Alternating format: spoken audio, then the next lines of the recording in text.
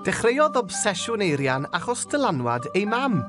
Roedd y ddwy yn rhedeg siop yn gwerthu tai dol yng Nghanarfon am gyfnod. Erbyn hyn, mae'r siop ym Mangor, ond mae'r casgliad yn ymestyn i'w chartref. Pa bleser i chi'n gael allan o'r tai yma felly?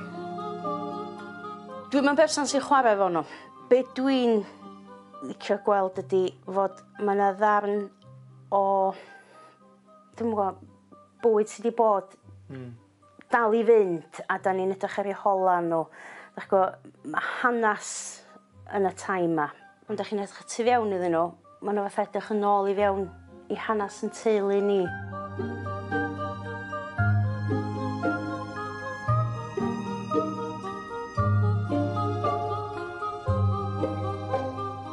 Wrth i ni edrych o gwmpas y stafell mawr a gweld yr holl dai sydd yma, maen nhw'n werth i gweld Eirian, mae rai fi weid yna.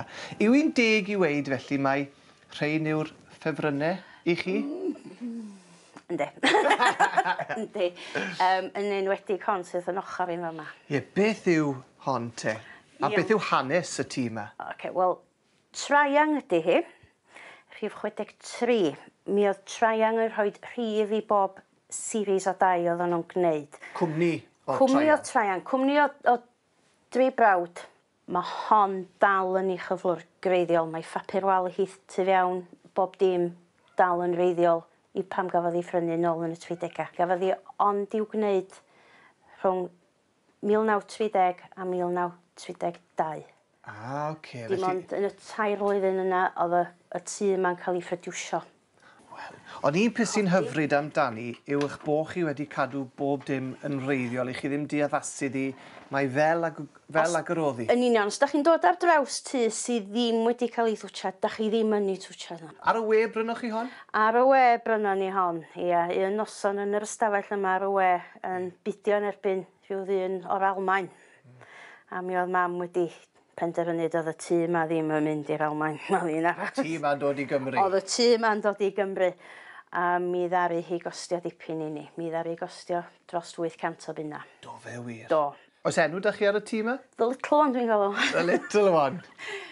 Ond na, hon ydi y mabi bach i ydi hon. Hyfryd iawn.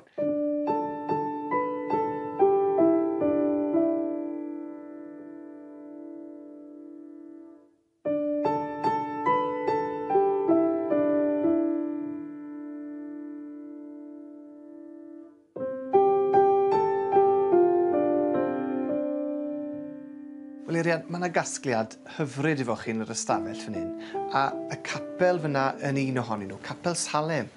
Ie, Capel Salem pa machnod i fod. Be sy'n dymlaen yn fan hyn ydy diolchgarwch. Felly mae gynulleidfa'n gwrando yn astyd yn fan hyn, a pe stori mae'n gael, wrth gwrs mae'r maer hefyd i dod i roi di bwt o i fewn hefyd. A beth yw arwyddocad y lygodau'n wen i ni'n gweld yn llaw y ferch fach ymlaen y capel? Wel, stori teulu di honna. Mam, pan oedd hi ryw 6-7 mlwydd oed, di bod yn Fangor, pnawn dy Sadwn. Di prynu llygodan wen am 6 einiog o taid di rhoi di ddi. A fel oedd hi'n dod adra, oedd hi basio capel bere allan yn ffrynt yma, ac o'na brodas yn dymlaen. Dyma mam snicio fewn i'r capel. Ac o'na gemdar iddi hi o'r de di dod adra hefyd i dod i weld nain felly. Cael ddod i redeg adra. Mae Elen yn y gapel efo llygoden. Nain yr hydau fel diawl ar lôn i di tynnu mam o'na o gefn y capel efo llygoden wen ma. Siarsio hi ei bacstandau nôl o hi drefn ar llygoden ma nôl. So dyna pam mae yna hogan bach yn y capel efo llygoden wen. A chi nath benderfynu wneud hynna? Fi nath hynny, ia. Just cadw stori mam yn fyw efo llygoden yn mynd i capel. Felly, Capel Salem da ni fyna. O Benachno, ia. A mae yna glamp o di fan hyn nawr. Tŷ crand, tŷ moethus iawn, a enw go arbennig ar y tŷ yma. Bryn Rwydd di hon, enw Ffarm Nain, Iton Benachno. Hon ydy'r tŷ gyntaf ddaru mam brynu blynyddoedd nôl yn Bai Colwyn pan oedd dad yn sal. Mae'r manylder yn anhygoel.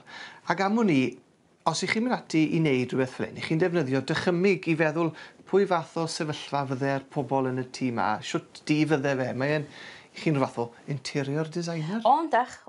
Ydych chi? Yndach. Pam da chi'n prynu'r tai ma, maen nhw'n wag. Does na'm byd yn nhw. Hollol wag? Hollol wag. Does na ddim papur wal, does na'm byd ar eu lloriau nhw, does na'm papur ar y to, does na'm byd. Felly, mae'n ganfas blanc i chi gwneud beth ydych chi isio hefo hi. Am fod tu fferm oddi, ond oedd tad nain chwarelwr oedd o. Felly, mae'r sgidiau hoelio mawr yna, mae focs bwyd o yna, ond hefyd mae ffon fugail o yna. So, mae wedi cael ei fodlo ar sut oedd mam yn meddwl fysa Bryn Rwydd i edrych. A chwa be, sy'n ni'n goffod dianc i un o'r llefydd hyn nawr, sy'n ni wrth y modd yn dianc i Bryn Rwydd i'r tŷ ffarm a gadael yn sgidiau wrth y wylod y star a mae fewn i'r gegin yna. Ie, fyna fydden ni eisiau mynd. Bryn Rwydd. Gwych.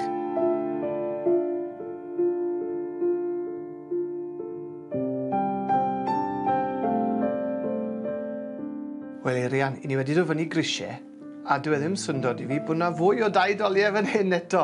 A mae hon yn glamp o enghraifft. Yndi. Brynelli. Brynelli. Mae Brynelli dal i sefyll. Dim yn bell o fama, yn un peros am Angor ma. Dyma lle ges i nwyn i fyny'n blentyn bach. Fe fe wir. Ie. A Eirian, twyd beth sy'n taro fi am y tŷ yma yw'r manylder sy'n perthyn iddo fe o ran yr hyn sydd ynddo fe. Sonia chydig bach am y pethau personol yn y tŷ i chi. O, mae hon yn dy personol iawn i mi. Mae gennym ni'r bag piano wrth ochr yr organ o fan hynny. Dyna'r union fath o bag piano gynnau pan ma'n i dysgu pan ma'n i fychan. Unio'r un peth. Wedyn, o flaen y tân, mae yna bwdl bach dy. O Topsy di honna, hen gi mam. A mi oedd Topsy'n thraw am gymryd KitKat allan o fag mam bob nos. So wrth i thrai ti, yna KitKat. Wel. Yn yr adeg pan gweis i nwyn i fyny yn Brynelli, mi oedd taid yn gweithio i gwmni lle oedd o'n delifro papura newydd i'r siopa'n barod yn bora yn y werthu nhw. A mi oedd o hyd yn dod â dandi neu bino adre. Hyd nod lawr i'r siwmper aran oedd mam wedi gweu i taid sydd yn y wodrop. Wel.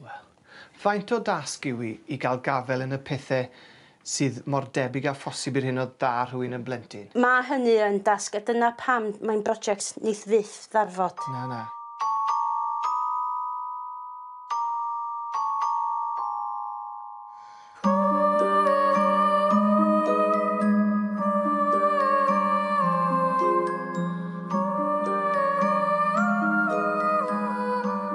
Eirian, yn fan hyn nawr, mae da ni un o'r tai mwyaf prin sydd â chi yn eich casgliad. Yndi, mae hon yn dy arbennig iawn. Am fwy nag un rheswm, mae'n dy Cymreig. Mi gafodd hon i'w gwneud gan gwmni o Lan Rwst. Cwmni o'r enw Conwy Valley. A mi o gynnon nhw weithdy yn Gaernarfon o beth dwi di ddall. Dos a ddim tu Conwy Valley, steil yma, hefo box music sydd dal yn chwarae heblaw am hon. So dim yn cael ei chwarae, a dim ond achlysur arbennig fyswn ni yn meiddio chwarae hon. Yw'r achlysur yma ni'n digon arbennig, te? Wel, iawn. Gawn ni donc bach. Oci-doc.